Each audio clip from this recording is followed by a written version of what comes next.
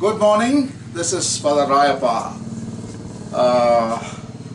I'm going to read some paragraphs from Laudato Si for you.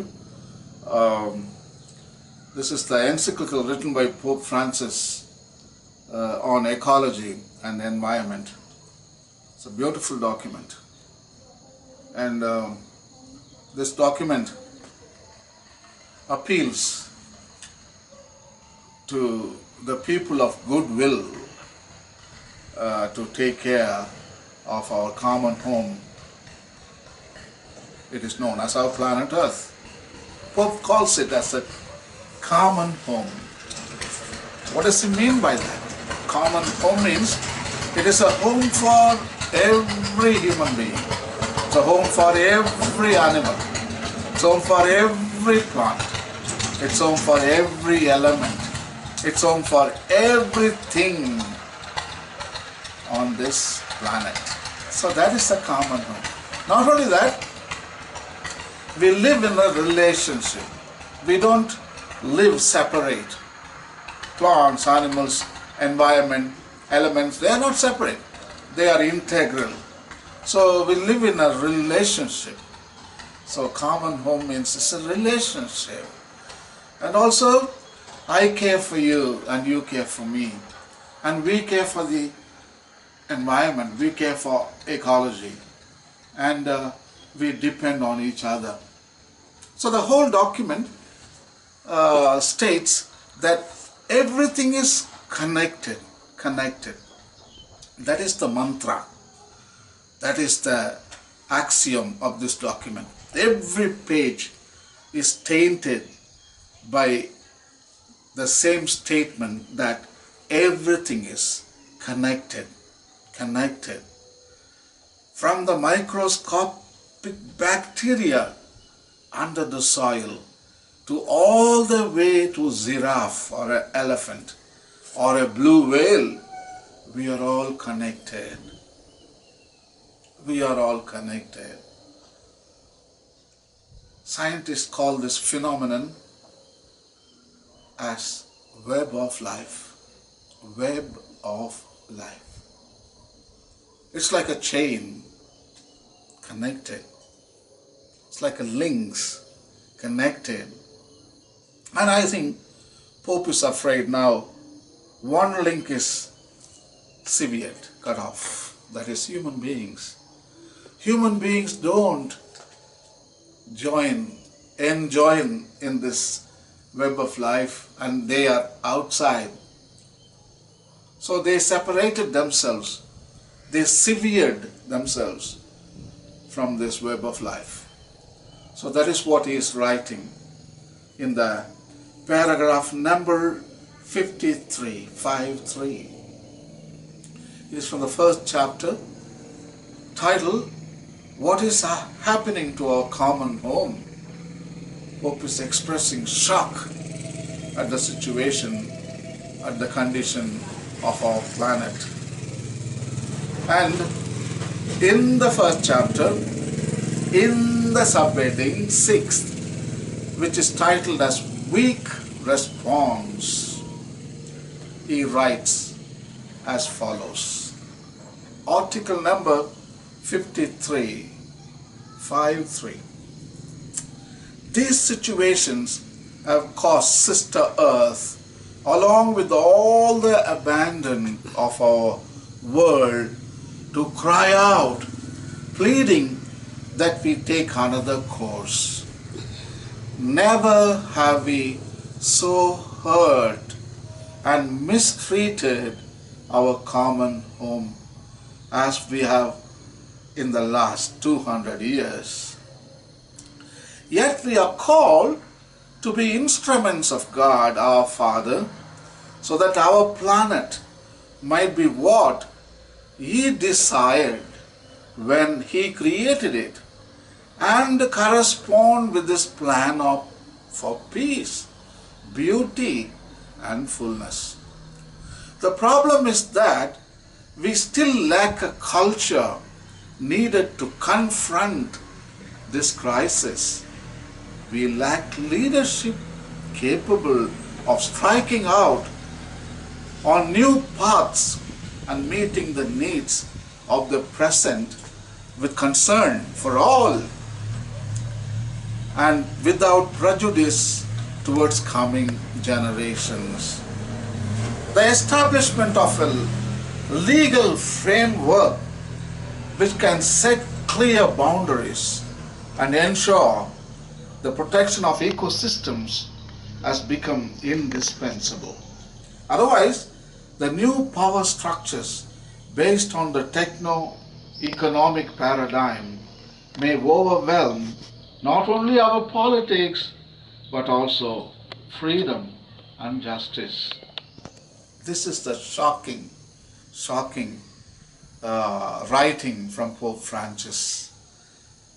He spills the beans in front of your face.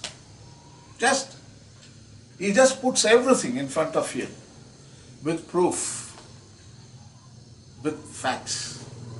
There are no theories here. There are no hypotheses. There is no just imagining something. No, it's a fact. Because Pope Francis is building his argument on the scientific findings, already established facts. So he's not talking about metaphysics. Usually popes talk about metaphysics all the time, but he doesn't do that here. He talks and he bases his argument on facts, not the metaphysics, on science. Okay? That's what it's all about. So he starts off, he says, our planet Earth is abandoned. Abandoned, he calls Sister Earth, is now depressed and maltreated.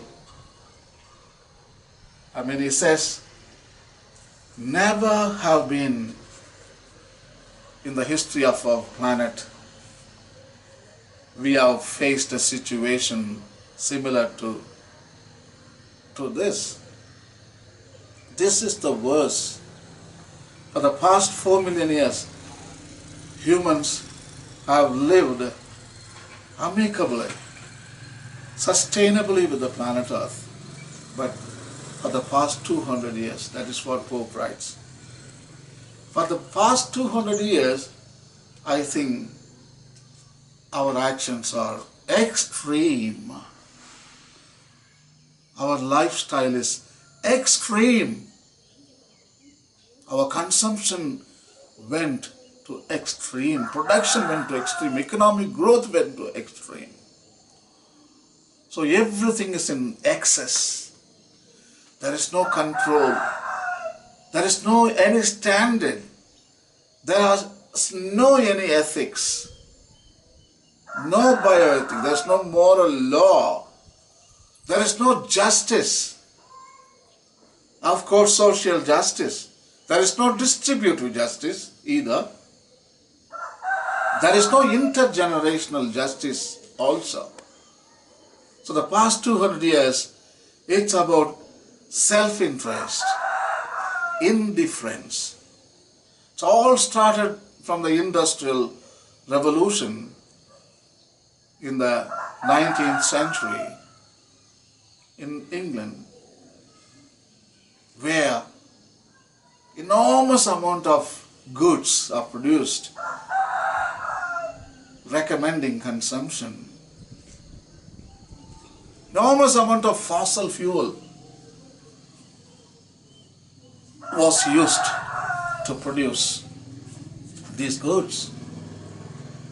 The invention of the steam engine enabled people to harness the power of steam engine. And the machines came and they replaced workers.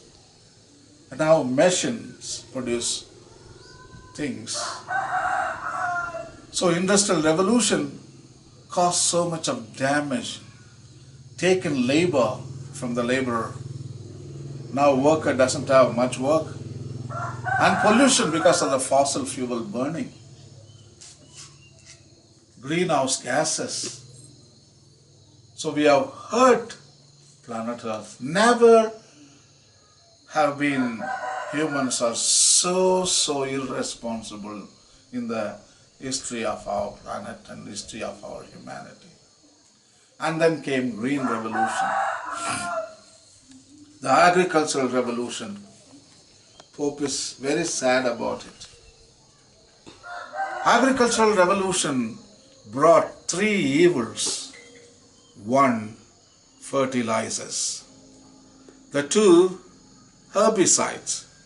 The third, genetic modified crops, GM, genetic modification.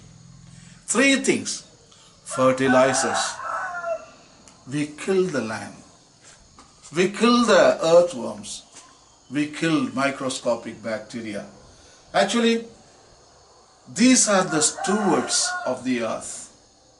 They have been nourishing and taking care of this planet for the past 4.5 billion years.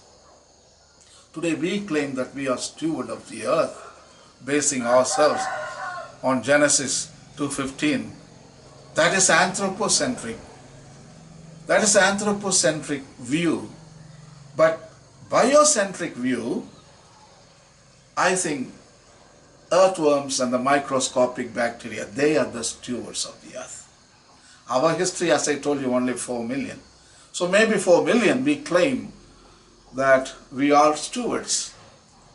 But in 4.5 billion years of history, I think earthworms and the microscopic bacteria, they are the stewards.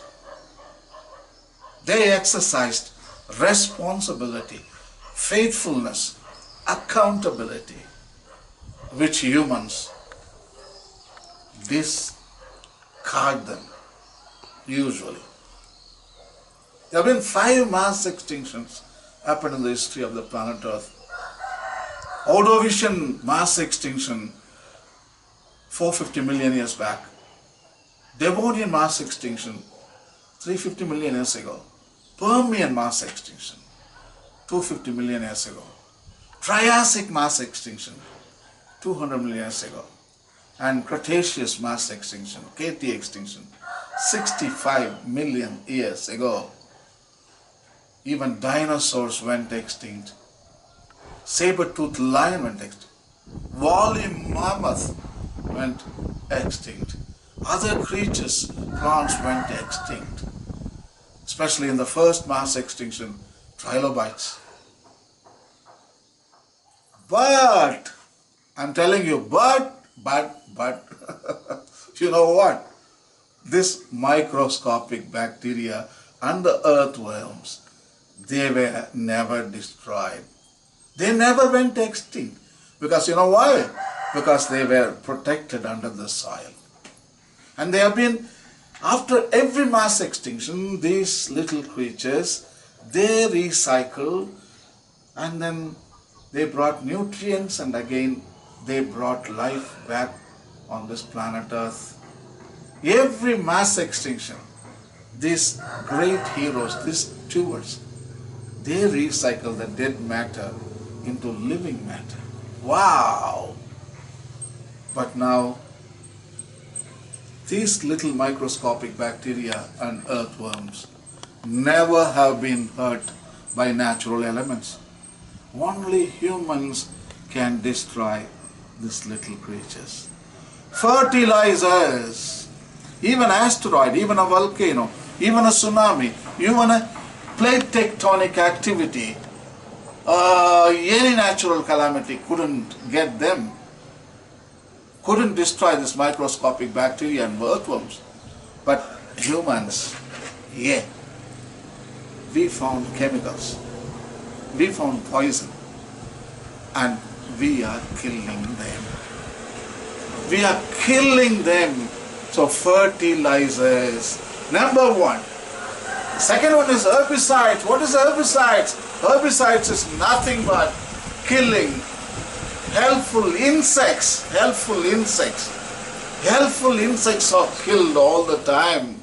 You know what? The pollinators, especially bees, especially other creatures, I mean, who is cultivating, who is doing agriculture?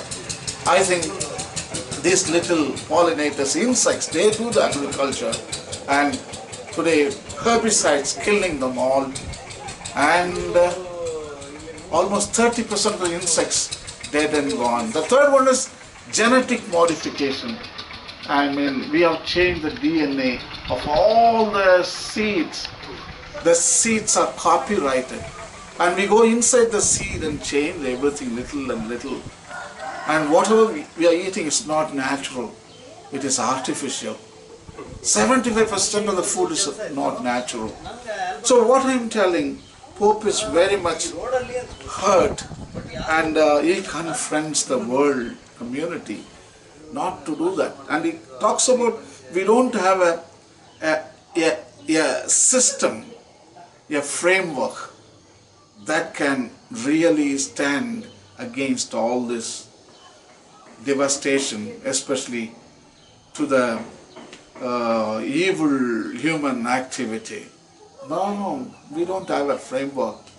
So we need to have a framework which strikes out against all these human activities. So Pope is appealing to the world community to set a framework. Otherwise, our planet, I think, humans will lose. I think planet is going to be, there's been 4.5 billion years, and it's seen huge upheavals, mass extinctions, disasters, catastrophes. For planet Earth, humans is just one accident. I think humans are going to disappear.